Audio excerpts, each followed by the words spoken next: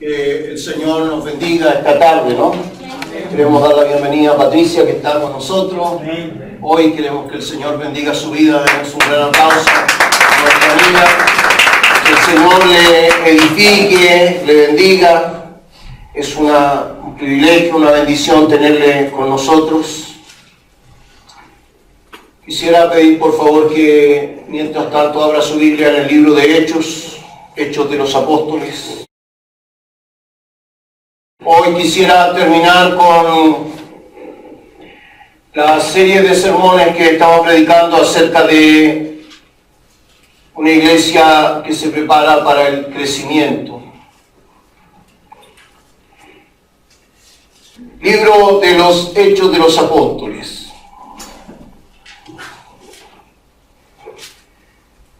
Capítulo 27.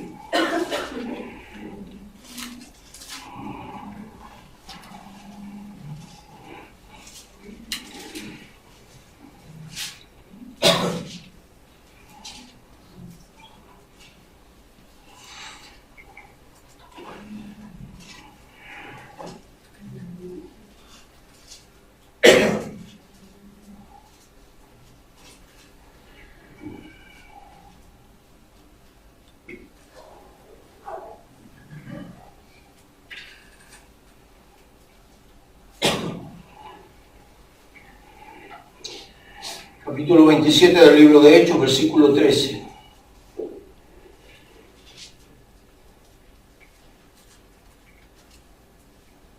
Nunca los peligros serán suficientes para que se detenga la misión.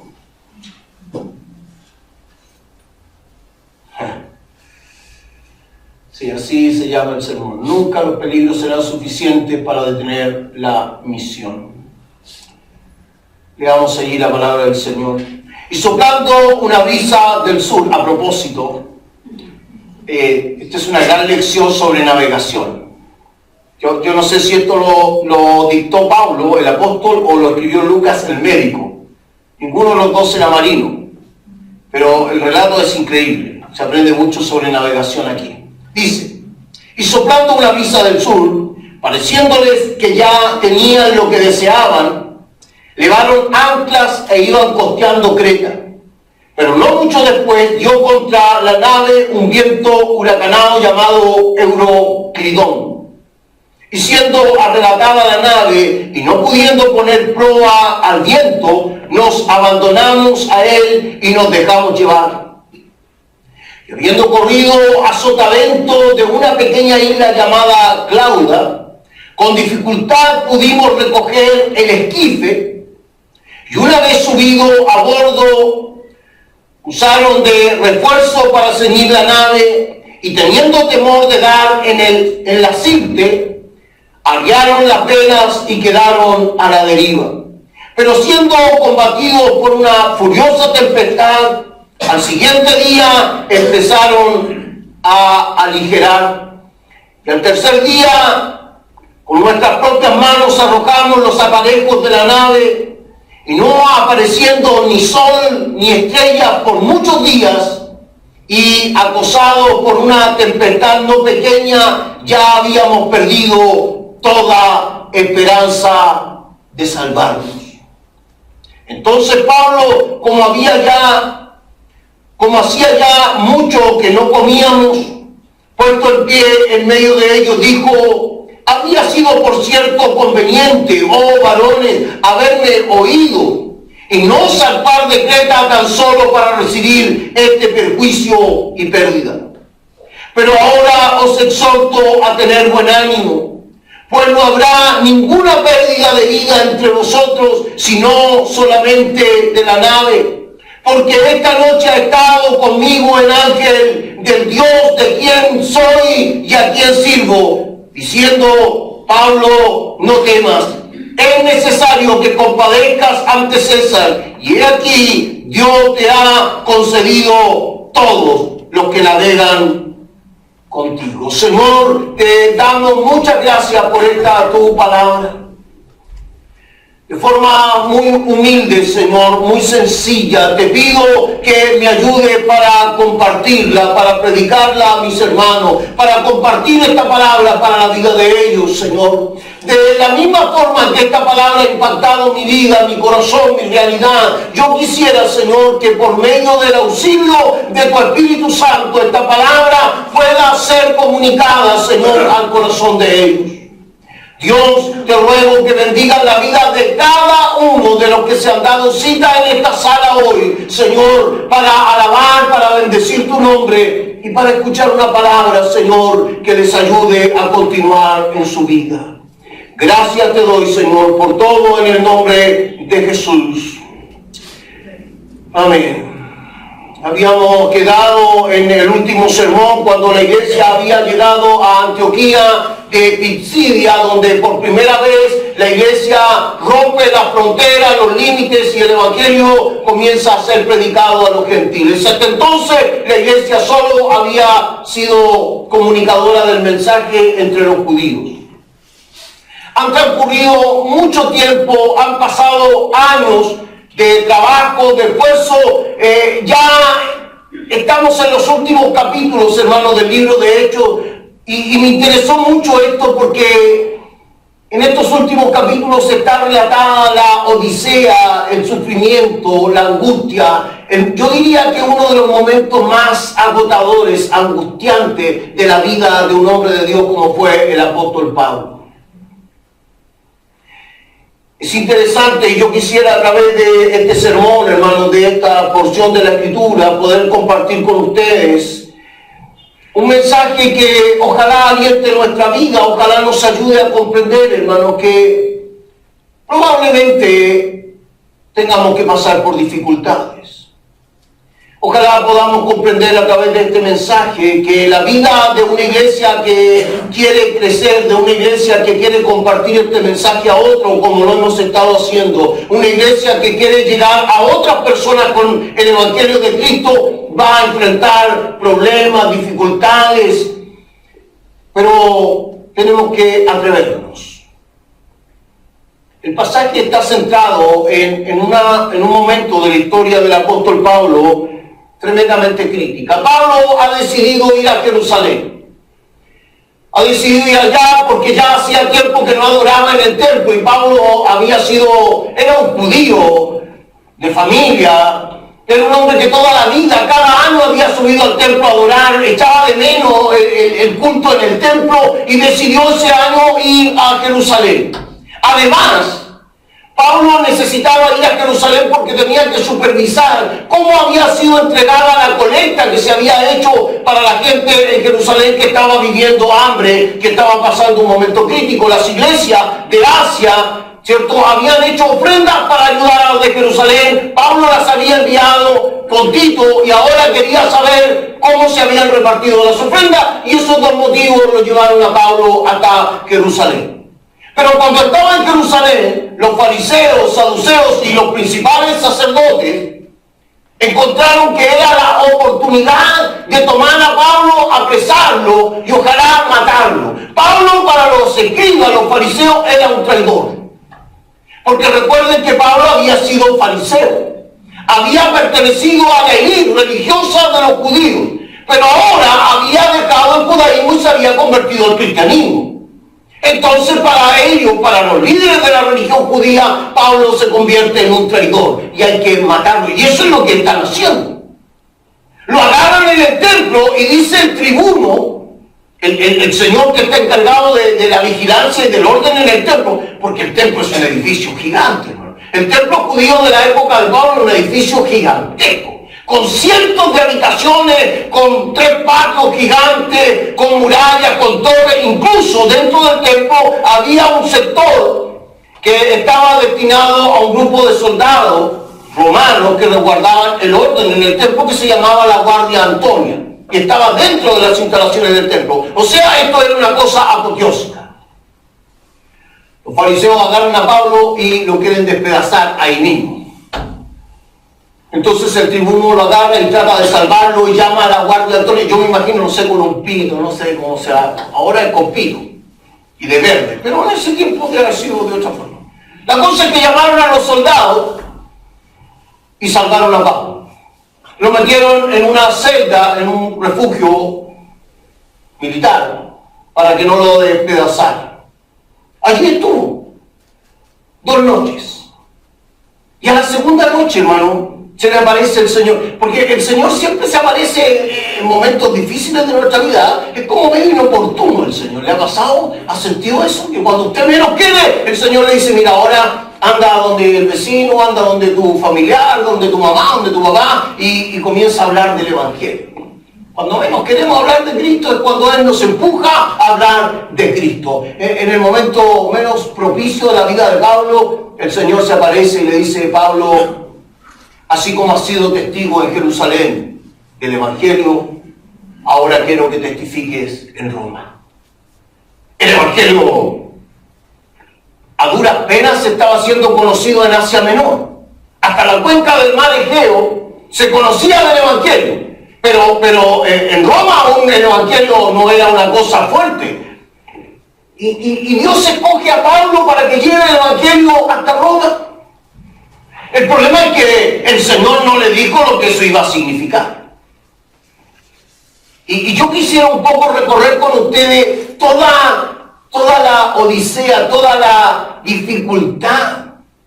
Mire, como había sido tomado para salvarlo de los judíos, que no lo mataron a Pablo, Félix, el gobernador de Iturea, de Judea, de toda la provincia, gobernador romano, se llamaba Félix, ¿cierto? Decidió que era bueno, mejor, para no tener problemas, meterlo preso a Pablo. Y estuvo 2 años. 2 años encarcelado en Judea. Y él apelando para ir a Roma, porque Pablo, además de ser judío, era ciudadano romano. No hay tiempo ahora para explicar cómo Pablo era ciudadano romano, porque en ese tiempo ser ciudadano romano era una cosa especial. El que era ciudadano romano era ciudadano del mundo. Del mundo, era como tener nacionalidad norteamericana. Podía echar a cualquier parte del mundo, sin visa. Tenía todos los privilegios, Pablo. Por ahí algunos comentaristas dicen que por eso su nombre pertenecía a los Paulos, que era una clase social, aristocrática de Roma. Probablemente su padre había sido un esclavo en Roma, pero que había comprado su libertad y que había permitido y educado a su hijo para que éste perteneciera a una clase social diferente. Porque de hecho cuando Pablo presenta su defensa ante Félix, Pablo le dice, mi gran y distinguido Félix, tú sabiendo que yo soy Pablo y que soy hombre libre y ciudadano romano, apelo a César en Roma. Y Félix se enojó. Y dijo, no, ¿sabes qué más? No te voy a ir a Roma, te voy a ir preso, 2 años preso. Hasta que Félix fue sustituido por otra persona, por otro gobernador, y este, para no tener problemas, decidió, ya saben qué más, metan a Pablo en un barco y mándenlo a Roma. ¿Quiere estar ante César? Que vaya donde el César. Ya, que se vaya de aquí. Después de mucho alboroto, mucho juicio, muchas discusiones, muchas defensas, Pablo es puesto en un barco para ser llevado a Roma. Pero es interesante cuando uno mira el pasaje, porque en muy mal momento, hermano, sí parece que esta es una constante en la vida de los cristianos, en muy mal momento decidieron meter a Pablo en una barca, en realidad en un gran barco, en invierno. Y cuando uno sigue el relato, hermano, que hemos leído, uno se puede dar cuenta. Dice Pablo que ya había pasado el tiempo de ayuno. Y el tiempo de ayuno, en realidad, Pablo se está refiriendo, es un modismo hebreo, hermano. Es un modismo que lo que quiere decir es que ha pasado el tiempo del Yom Kippur.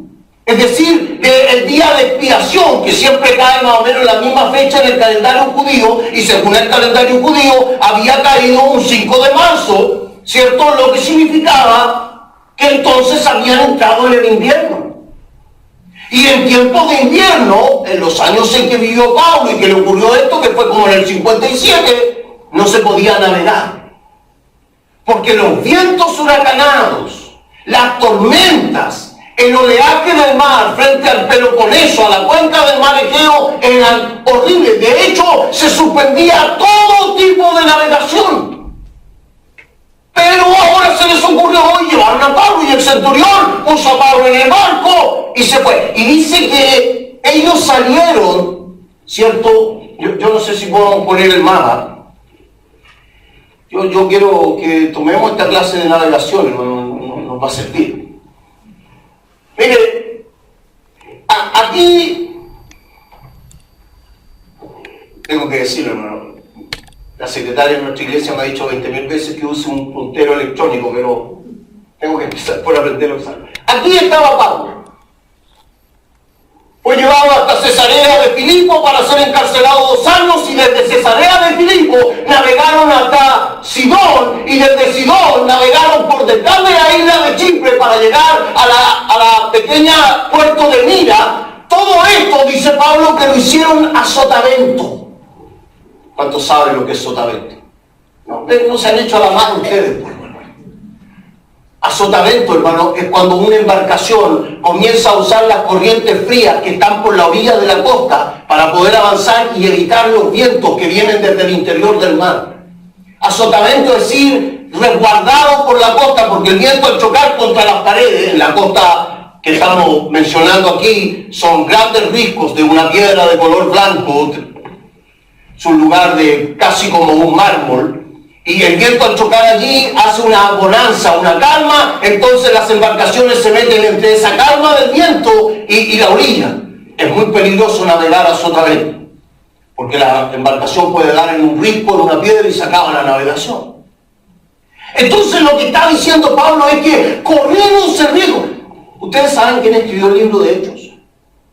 El libro de Hechos lo escribió el médico Lucas, el mismo que escribe el Evangelio, que era doctor, médico. Hoy he estudiado medicina en Grecia. Este mismo señor, y hay un detalle interesante en el pasaje, hermano. Lucas iba con Pablo.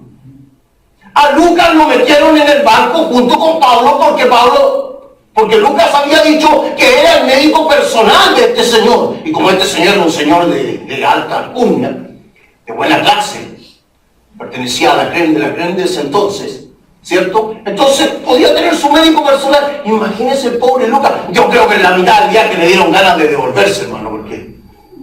Entonces, dice Pablo que salieron de Sidón a sotavento, navegaron refugiados por la orilla, protegiéndose de los vientos.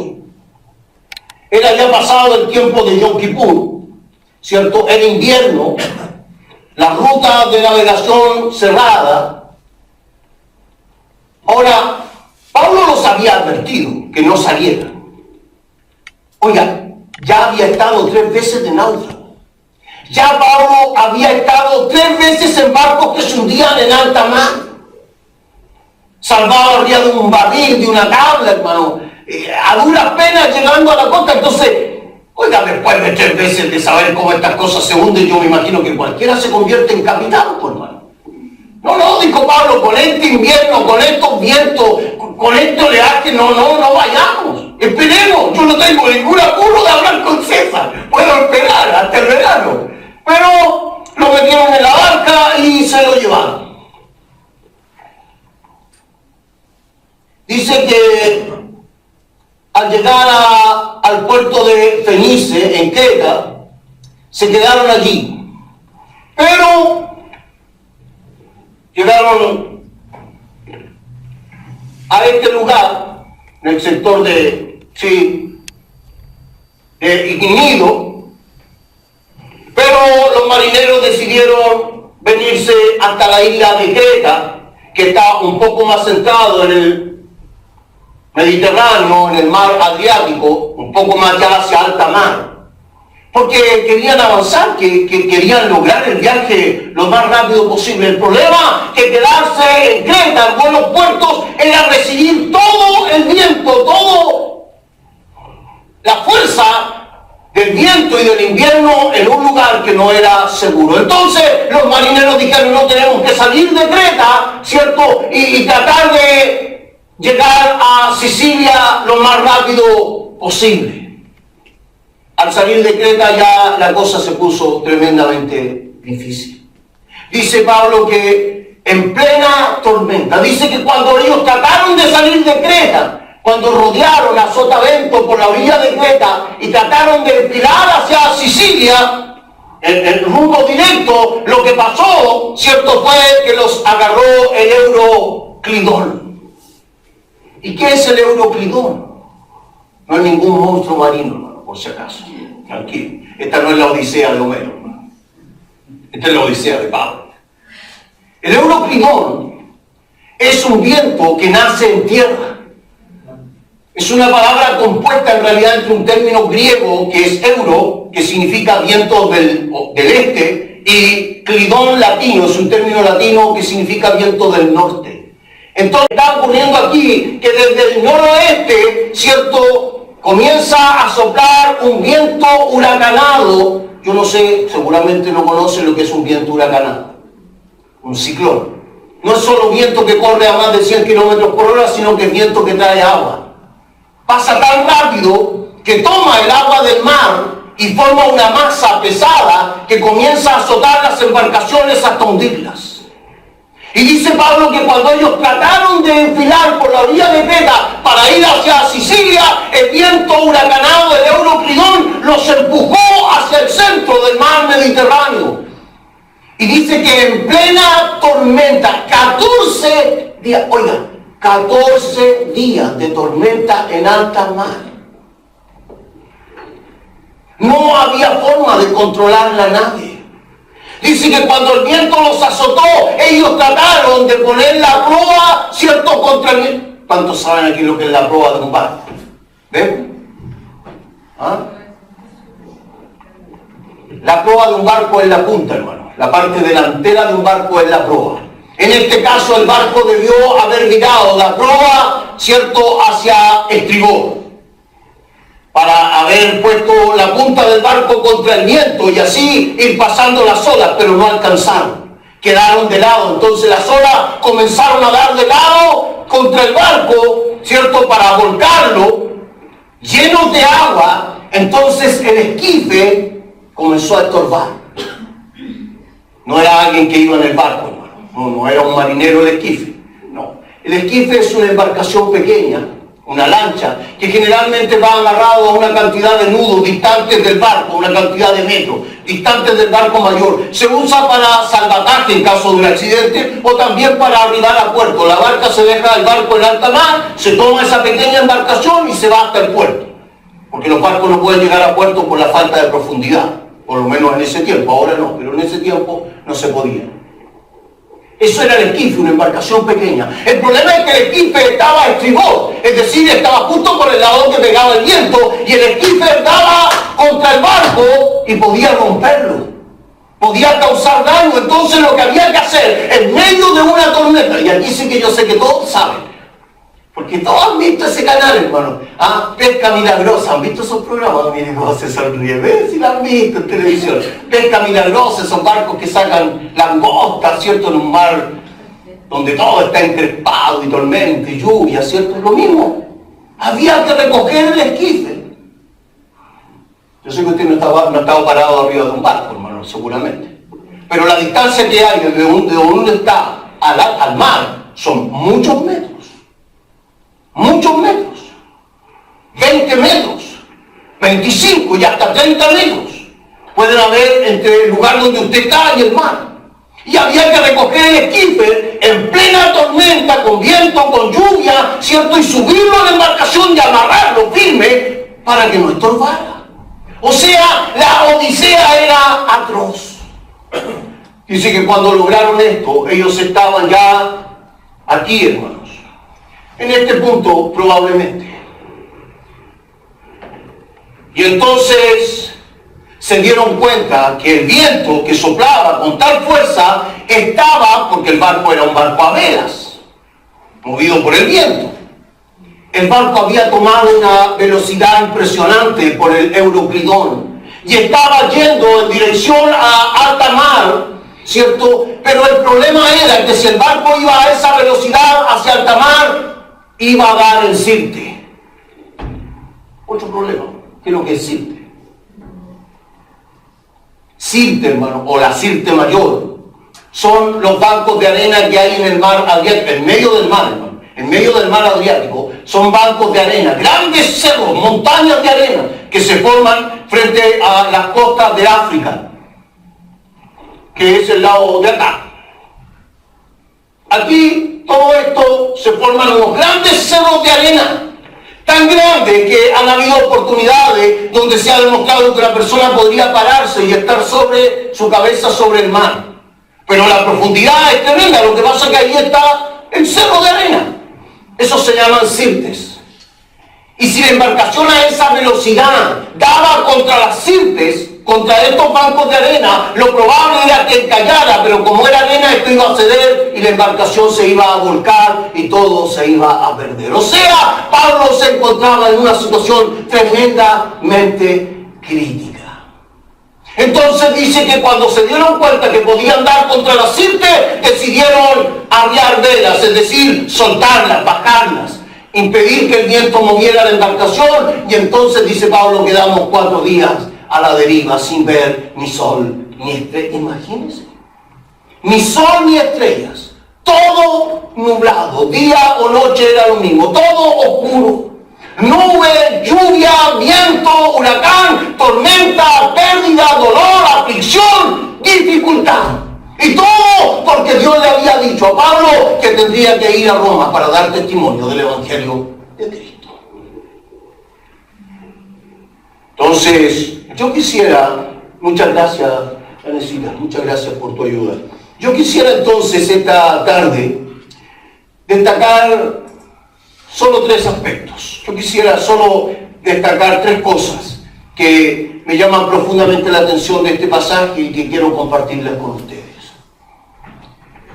Una iglesia llamada a crecer siempre pasará por tormentas.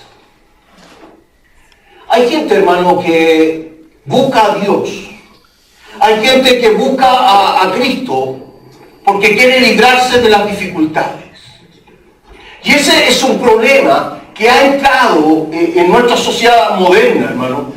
Esta cosa de comparar a Dios y al Evangelio con cualquier suerte de religión mística moderna. Desde la fuerza del Yin Yang, ¿cierto? El Buda y todas esas cosas, ¿cierto? Que entre comillas parecen ser buena onda y buenas energías, ¿cierto? Son comparadas con el Evangelio de Jesucristo. Pero eso es un error. Una verdadera iglesia, un verdadero creyente, gente que tiene una visión y una comprensión adecuada de lo que es el Evangelio y de lo que es Jesucristo, debe entender de que siempre va a pasar por momentos difíciles, por dificultades. Recuerda lo que dijo Pablo escribiendo su carta a los Efesios, porque no tenemos lucha contra sangre ni carne, sino contra potestades, contra principados, contra huestes espirituales de maldad. La diferencia de gente que ha tomado a Cristo como Señor de su vida y ha abrazado el Evangelio es que inmediatamente su vida va a estar en contra de todo el resto del sistema de este mundo. Y eso lo va a llevar a enfrentar dificultades. Y lo que usted necesita entender es de que su vida probablemente pase por tormentas una y otra vez. Su vida pase por aflicción una y otra vez. La vida de un cristiano no está exenta, hermano, del sufrimiento. Quien abrace el Evangelio o a Cristo solamente para evitarse los sufrimientos se equivoca. En Cristo los va a seguir teniendo. Y quizás peor. Quiero que abra su Biblia, por favor, en 2 Corintios, capítulo 4.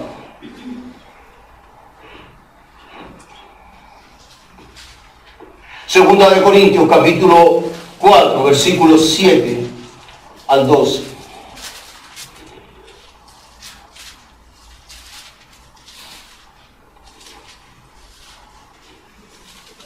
Miren cómo el apóstol Pablo nos dice que es la vida de una persona. Cómo vive un creyente que tiene como meta, como objetivo, el que otros sean salvos. Pero tenemos este tesoro en vaso de barro para que la excelencia del poder sea de Dios y no de nosotros. Segunda de Corintios capítulo 4 versículo 7. Quiero pedir a Pablo también que por favor le ayude a Patricia ahí adelante a encontrar Segunda de Corintios capítulo, porque me interesa que lo lea, me interesa que Patricia lea este pasaje.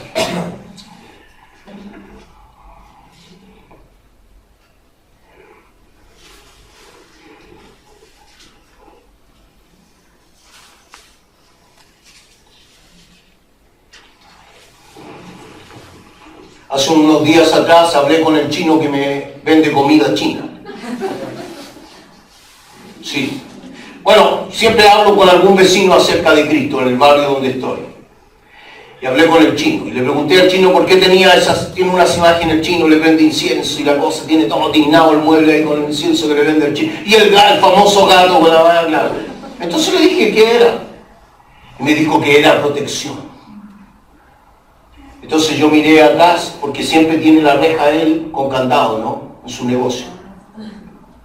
Entonces yo miré la reja y le dije, Lin. ¿Y? No, me dijo, también es protección. El chino no me dijo, también es protección. Bueno, ¿estamos o no estamos protegidos? ¿Nos protegen o no nuestros dioses? Y traté de hablarle acerca de eso. Fue difícil, terrible el chino con su religión. Pero bueno, mire aquí. Pero tenemos este tesoro en vaso de barro para que la excelencia del poder sea de Dios y no de nosotros. Que estamos atribulados en todo, mas no angustiados. En apuros, mas no desesperados. Perseguidos, mas no desamparados. Derribados, pero no destruidos.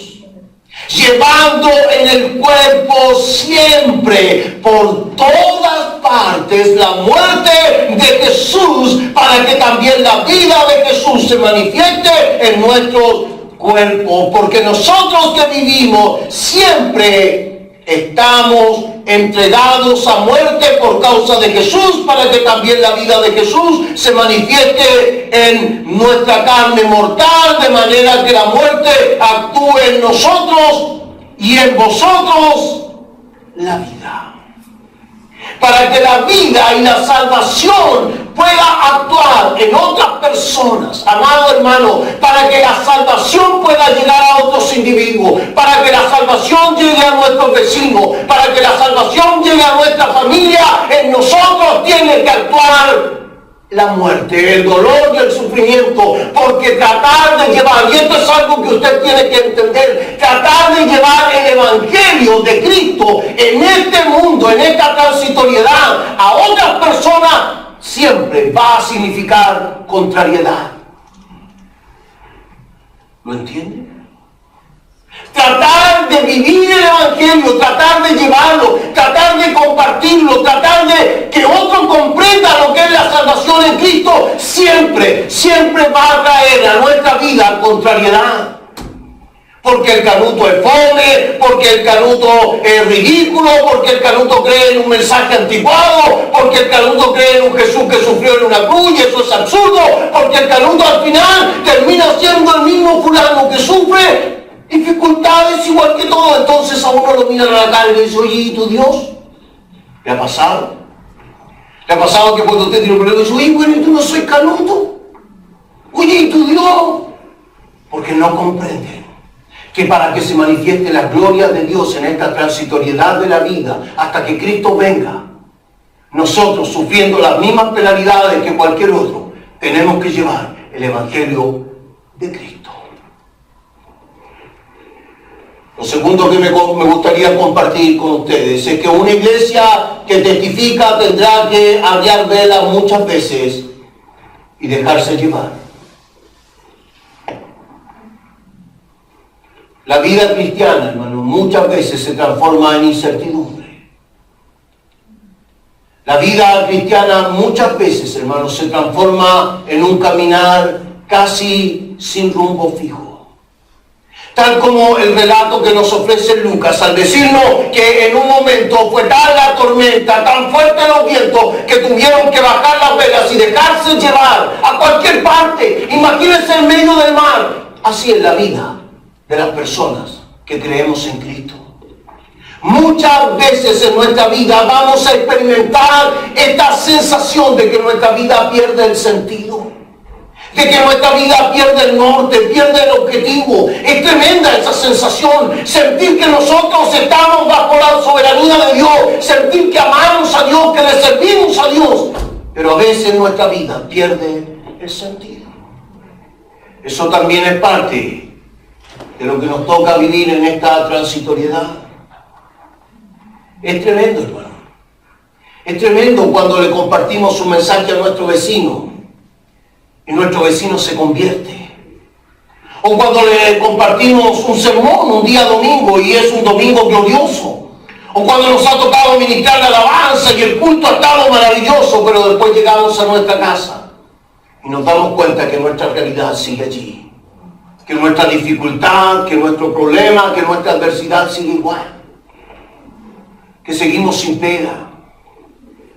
Que seguimos sufriendo las mismas calamidades. Que seguimos afectados por alguna enfermedad. Hemos tenido un momento glorioso al hablarle al vecino, pero después nos damos cuenta que nuestra vida sigue sumida en tanta dificultad, en tanto problema.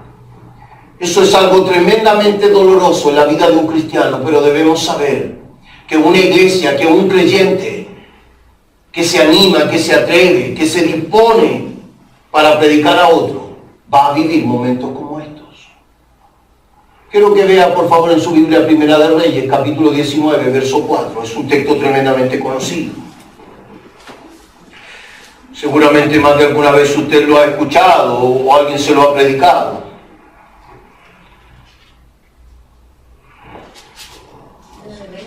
Primera de Reyes, capítulo 19.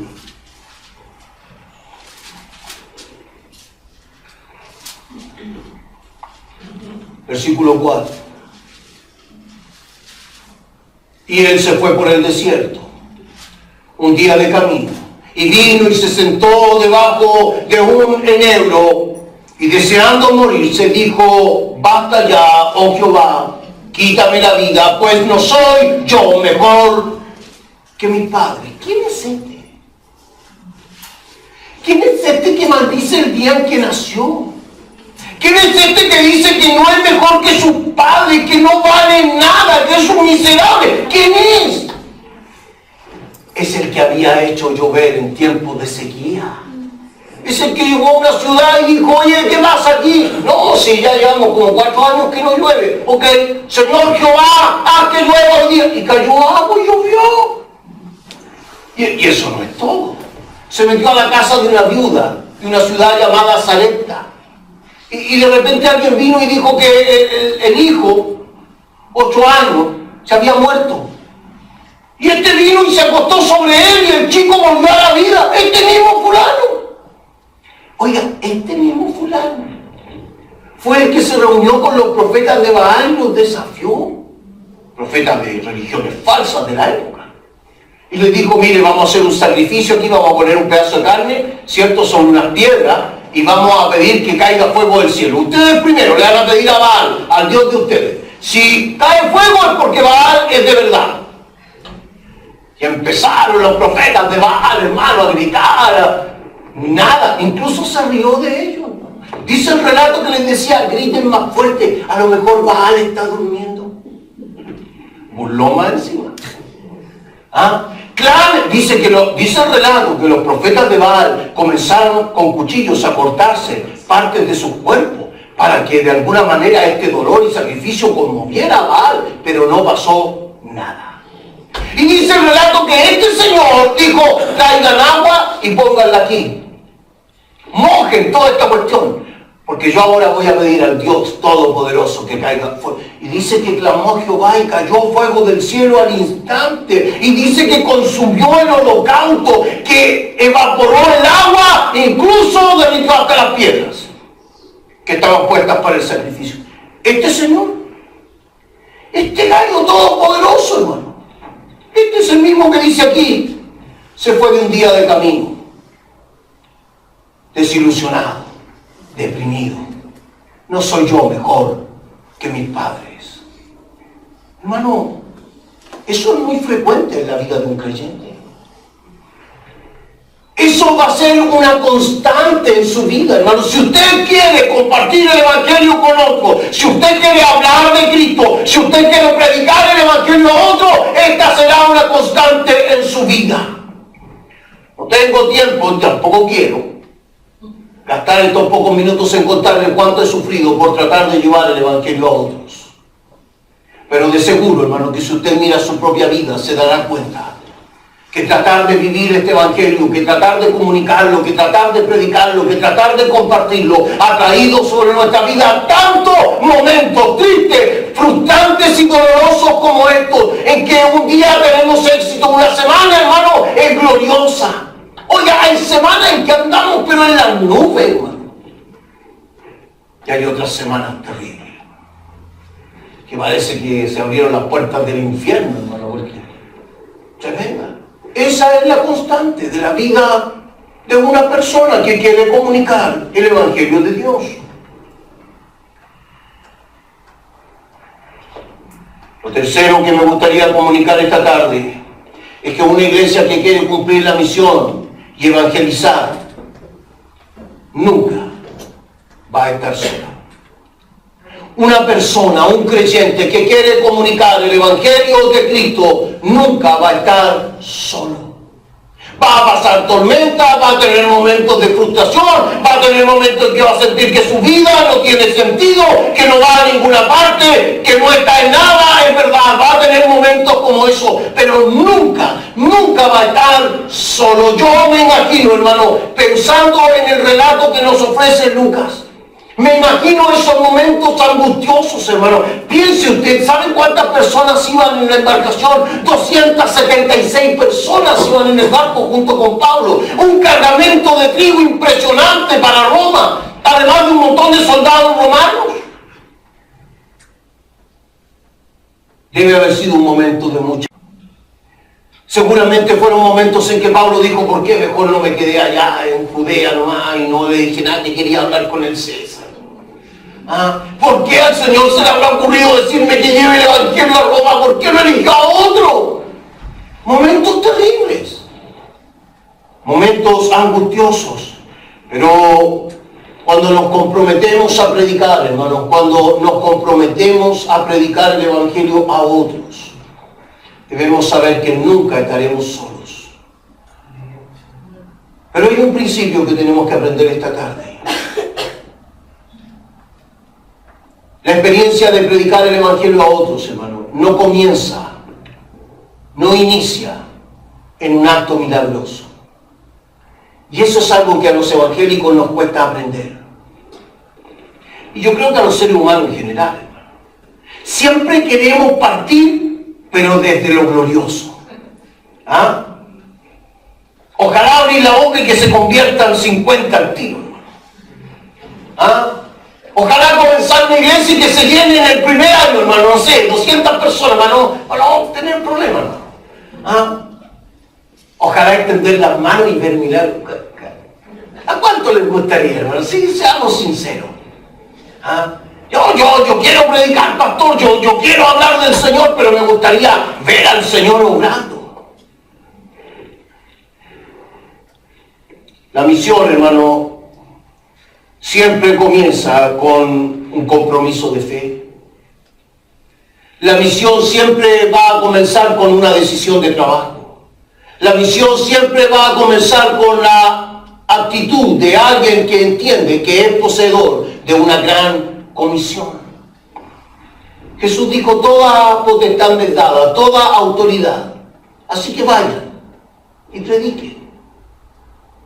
La verdadera evangelización, hermano, el verdadero trabajo de evangelismo comienza cuando usted comprende que lo que tiene que hacer es comenzar a abrir su boca y hablar de Jesús a otros. La evangelización no va a comenzar cuando usted esté esperando, no, yo primero quiero que Dios haga milagros. No, que yo quiero que haga cosas grandes, entonces yo ahí voy a hablar y le voy a decir al vecino que... No, la evangelización no comienza allí, hermano.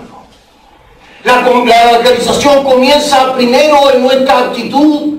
La evangelización comienza primero en nuestro compromiso. La evangelización comienza en una decisión de fe. Allí comienza la evangelización. No cuando estamos esperando que ocurran primero milagros. No cuando estamos esperando que ocurran primero portentos. No, primero que Dios haga. Después voy yo. Pues eso sería fácil. El Señor quiere que nosotros vayamos. Pablo, me ha parecido bien que así como testificaste en Jerusalén, vayas y testifiques en Roma. Y no le dijo nada, Pablo, vaya a pasar por la tormenta que te le encargo. No le dijo Pablo, mira, va a llegar un momento en que vas a sentir que el barco no va para ninguna parte. No dijo nada de eso. Dijo, mira, yo quiero que testifiques en Roma. Hermano amado en el Señor, Él quiere que nosotros testifiquemos aquí y ahora. Él quiere que nosotros, hermanos, seamos portadores de este mensaje de salvación ahora. Él quiere que usted pueda hablar de Jesús con su familia, con sus amigos, con sus compañeros de trabajo ahora. Lo que sí le puedo garantizar, hermanos, es que si usted tiene esa actitud de compromiso, nunca va a estar solo. Si usted tiene esa actitud de compromiso para hablar del Evangelio con sus vecinos, Dios lo va a respaldar. Hermanos, los milagros no van a ir delante de nosotros. Primero tenemos que ir nosotros con el mensaje. Pero yo le aseguro que los milagros se van a hacer presentes cuando usted comience a hablar. Cuando usted comience a dar testimonio acerca de Cristo. Marcos capítulo 16, versículos 17 y 18 dice: estas señales seguirán a los que creen. En mi nombre echarán fuera demonios, sanarán enfermos, pisotearán escorpiones, beberán cosas mortíferas y no les hará daño. Cosas tremendas. Ahora, yo sé que probablemente algunos estudiosos en esta iglesia me dirán que el capítulo de Marcos no es un capítulo muy acertado y es medio dudoso y que probablemente nunca fue originalmente de la Biblia. Yo puedo aceptar todo eso. Pero quiero remitirlo a algo. ¿Qué me dice del relato de Lucas? Lucas era testigo. Lucas fue testigo de que Pablo, en medio de la tempestad, al cuarto día, se paró en medio de la barca y dijo: mire, vamos a perder el trigo, vamos a perder los aparejos, vamos a perder el equipe, vamos a perder nuestra ropa, lo vamos a pasar mal, pero Dios ha estado conmigo. Y me ha dicho que nadie va a perecer, que ninguna vida se va a perder. Y eso sí, no es como el texto de Marcos. Eso sí podemos probar que es cierto.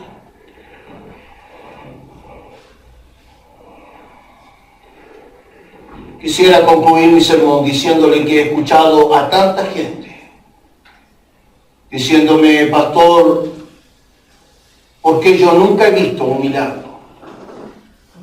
¿Por qué yo nunca he visto a Dios obrando de manera poderosa? ¿Por qué yo nunca he visto a Dios haciendo portentos? Mire, hermano, no se imagina la cantidad de gente que se me ha acercado diciéndome: yo quisiera ser parte, pastor, de ese momento en que Dios obre, de ver, de ser testigo presencial de un acto poderoso. Yo quisiera contestar a eso hoy día. Y probablemente mi respuesta sirva a las personas que siguen estos mensajes a través de la plataforma digital, diciéndole lo siguiente: mientras usted no se comprometa, mientras usted no salga de su zona de comodidad, mientras usted no se mueva de su zona de confort, mientras usted no sienta ni experimente en su propia vida lo que siente una persona que no tiene a Cristo en su corazón, mientras usted no haya vivido la angustia, mientras usted no haya vivido el dolor, mientras usted no haya vivido la ansiedad de sentir que la vida se destruye y que no hay esperanza en el corazón, en el alma, mientras usted no haya sentido lo que siente alguien que no tiene a Jesús y que no tiene la seguridad de su salvación, entonces nunca va a ver a Dios obrando de manera poderosa. Dios puede hacerlo, Dios puede obrar, Dios puede cambiar vidas, Dios puede hacer milagros, Dios puede hacer sanidad. Pero si usted quiere verlo, necesita estar allí, en medio de ese momento. Necesita tener su vida comprometida con la evangelización, comprometida con un mundo que se pierde. Dios quiere seguir obrando milagros, hermano. Yo predico un evangelio de un Dios que es todopoderoso, que puede sanar, que puede restaurar, que puede cambiar vida, que puede transformar personas, que puede cambiar el corazón de una persona, que puede sanar un cáncer o una enfermedad terminal. Yo creo en Dios todopoderoso. Yo creo lo que dice la Biblia. Yo creo que Dios puede hacer obras tremendamente poderosas. Pero si usted quiere verlas, necesita estar allí. Mire, se lo voy a decir de la manera más clara posible. Usted necesita golpear la puerta de su vecino. que está en desesperación, en angustia, en problema, o de su compañero de trabajo, o de su amiga, y decirle, ¿sabes qué? Traigo un mensaje para ti. Es el mensaje de salvación de Jesucristo. Y probablemente esa amiga la mire y le diga, pero tú sabes que tengo una enfermedad terminal, tú sabes que tengo un hijo en droga, tú sabes que tengo este problema en mi vida, y entonces usted se va a ver necesitada de tener que decirle que el evangelio que usted predica es un evangelio de poder que puede cambiar la vida de esa persona. Solo cuando alguien entra en esa dimensión de dar testimonio acerca de Cristo, entonces podrá ver a Cristo obrando de manera poderosa. En mi vida he sido testigo muchas veces de cómo Dios ha obrado de manera tremendamente poderosa. Si quieres ser parte de la gente que disfruta del poder de Dios, sea parte de la gente que testifica acerca del poder de Dios. ¿O no le parece maravillosa la vida de Pablo? Oiga, hasta en la tele. ¿Ah? La vida de Pablo, tremendo, maravilloso. Pero este es el gallo que estuvo 3 veces náufrago, 4ª con esta. Este es el tipo que fue azotado por predicar el evangelio. Este fue el Señor que lo descolgaron con una sábana de una ventana para que escapara, hermano, porque lo querían matar por predicar de Cristo. Este es el tipo que en Listra fue apiedrado y apaleado por haber librado a una mujer que tenía un espíritu inmundo de adivinación. Este fue el gallo que no se ganó para nada el bienestar o la buena onda de sus vecinos. Este fue el que quisieron matar en el templo por predicar de Cristo. Este es el gallo que lo ponen después de 2 años de estar preso, lo ponen en un barco para que vaya a naufragar en el mar Adriático, hermano. Pero hoy día hablamos de la gloriosa vida del apóstol Pablo. Por no mencionar la vida de Jesús, porque eso le podría parecer mucho. Que murió en una cruz por salvarlo a usted y a mí. Si queremos que otros sean salvos, necesitamos estar allí donde está la dificultad, el dolor, el sufrimiento. Pero yo le aseguro que no estará solo, Dios estará obrando en ese lugar. Dios estará obrando con poder allí. A mí me sorprende, hermano, este pasaje de la Biblia, me llama profundamente la atención. Si usted cree que ya había pasado todo el sufrimiento, Pablo se equivoca, hermano. No había sido todo. Fíjese que ya después de 14 días de estar en alta mar, en medio de una tormenta, por fin dan con una isla. Mílice, una isla pequeña. Y ahí lo reciben, hermano. Ahí reciben a los náufragos, hermano. Los cobijan, hacen una fogata para que se calienten de la lluvia, del frío. Y entonces Pablo se le ocurre ir a recoger leña, hermano. Se ríen, hermano. A mí también me causó risa, pero después no tanto, hermano. Fue a recoger, mire, venía saliendo de un naufragio, fue a recoger leña para el fuego y dice que una víbora altamente venenosa se tomó de su mano, lo mordió. Y dice el relato bíblico, ¿no? Hechos capítulo 27, versículos 41 al 44. Dice que los naturales de la isla, la gente que vivía ahí, dice que puso sus ojos en Pablo esperando que se hinchara y cayera muerto. Y dijeron, dice Lucas, que la gente de ahí, de la isla, dijeron, este es un suicida. No murió en el mar con la tormenta, ahora va a morir con la mordida de serpiente. Pero dice que pasaron los días, porque estuvo 3 meses Pablo allí, en esa isla. Dice que pasaron los días y Pablo no se hinchaba ni se moría. Y entonces cambiaron la versión los naturales y dijeron, no, este es Dios. No era Dios, hermano. Era un hombre que estaba yendo a Roma para cumplir la misión que Dios le había dicho. Pero Dios estaba atrás de él, respaldándolo. Hermano, cosas como esas usted puede vivirla si está dispuesto a encaminarse hacia la misión que Dios tiene para su vida. Dios lo va a respaldar como respaldó a Pablo. Si usted está dispuesto a comprometer su vida para predicar del Evangelio. Si usted pierde el temor, sale de su zona de comodidad, deja de ser el vecino buena onda y comienza a decirle a su vecino que solo en Cristo hay salvación. Qué tremendo, hermano. Finalmente, después de 2 años de cárcel, después de 3 meses de estar en una isla, después de 11 días más de navegación y de una caminata de más de 3 días, hermano, por fin Pablo llega a Roma. Por fin llega a Roma. ¿Qué cree usted que hizo Pablo cuando llegó a Roma? Dice que al tercer día de haber llegado, comenzó a dar testimonio acerca de Cristo. Y dice, oiga, Pablo estaba preso. Pablo estaba encarcelado en Roma, probablemente con pena de muerte.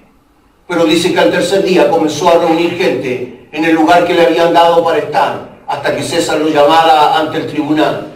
Y comenzó a predicar y a dar testimonio y a enseñar de las Escrituras, desde Moisés hasta Jesucristo. Una vida comprometida. Yo después de un naufragio como ese, hermano, me tomo un año sabático. Claro. Por último digo que, no sé, que quedé con un trauma, no sé. No puedo predicar. Pero Pablo el tercer día comenzó de nuevo a predicar el mismo evangelio que lo había hecho sufrir, que lo había hecho padecer, que lo había hecho pasar por incomodidades, por hambre, por sufrimiento, por palos, por cárcel, por golpes, por naufragio. El mismo evangelio que le había llevado por el camino del sufrimiento, Pablo comenzó a predicar de nuevo acerca de Cristo. Lamentablemente, le perdimos la huella a Pablo y de allí no supimos nunca más de él. Probablemente murió en Roma, probablemente le quitaron la vida, no se sabe qué pasó con él. Todas las demás historias son especulaciones. De Pablo no se sabe nada más. Desapareció en Roma, pero cumplió con lo que Dios le había pedido. Hoy tenemos un mundo necesitado. Hoy tenemos un barrio, una población, unos vecinos, unos amigos, unos compañeros que tienen necesidad de escuchar acerca de Cristo. Solo usted y yo podemos llevarle este mensaje. Solo usted y yo podemos compartirle esta palabra y llevarle salvación.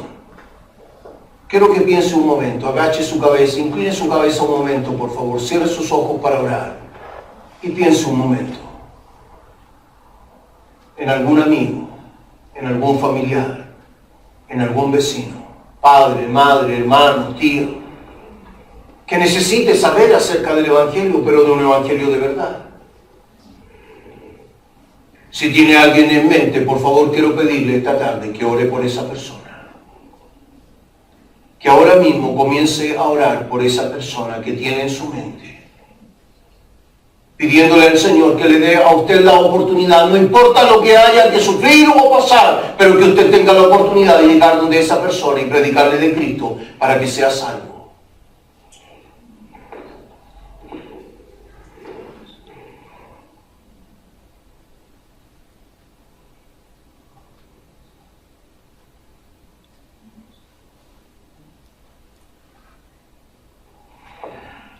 Amado Señor, seguramente en nuestra mente, Señor, hay alguien. Seguramente, Señor, al final de este sermón, alguien en esta sala, Señor, se puede dar cuenta que tiene un amigo, un vecino, una persona que necesita saber acerca de la salvación que hay en Cristo.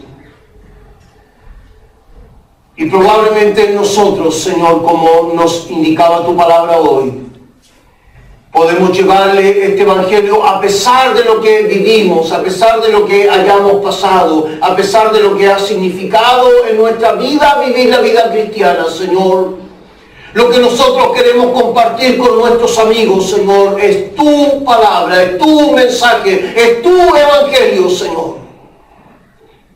No se trata de nuestros problemas ni dificultades, se trata de tu salvación.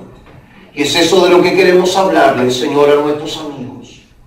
Te quiero pedir esta tarde, Señor, que junto a mis hermanos que están en esta sala, Señor, todas aquellas personas que tenemos en mente, que por medio de tu Espíritu Santo, Señor, nosotros podamos llegar hasta ellos y hablarle acerca de Jesús. Señor, danos la ocasión, danos la oportunidad, danos el momento preciso.